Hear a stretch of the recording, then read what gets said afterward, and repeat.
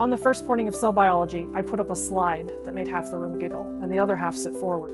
Not bacteria, a bright close-up of the clitoris, tiny, packed with nerves, wrapped in soft skin and tiny blood vessels. It looked like a city of sensors. It looked like a mystery.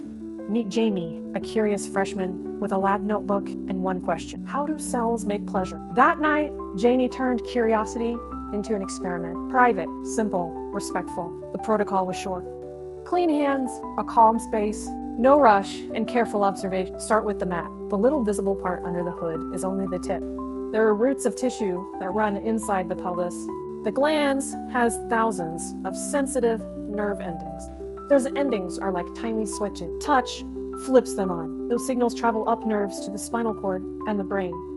Blood vessels widen and the area swells a bit. Natural lubrication appears. Chemicals, dopamine, oxytocin, endorphins begin to flow. Biology at work. Jamie's first trial was all about warm-up. Breathe slowly. Relax the jaw and shoulders. Start with gentle contact of the outer area. Use the palm, a fingertip, or a soft toy. Notice textures. Notice what feels pleasant and what feels too sharp. If direct touch is intense, try indirect contact through the hood or along the labia. Try light strokes. Try steady pressure. Try a vibration on a low set. Change only one thing at a time. Observe the difference. Why that works is cell biology. Different nerve endings like different signals. Some react to a feather-like touch. Some like steady pressure. Vibration brings a different pattern that many sensors love. When the right pattern repeats, the brain begins to focus on that input. Heart rate rises. The pelvic floor gets more active. Many people feel rhythmic muscle contractions and climax. The brain rewards this with a wave of chemicals that feel like release and calm.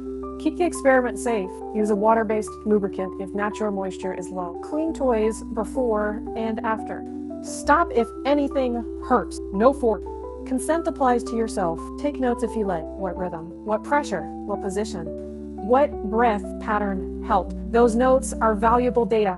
If you share your findings later with someone, share them like a lab report. What worked, what didn't, what to avoid.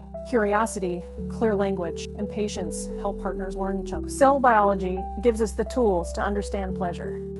Nerves, blood flow, tissue types, and chemistry set the stage. Your attention, your slow experiment, and your willingness to learn turn that stage into something personal and powerful. So be curious, be kind to your body. Run the experiment. Watch the lights go on.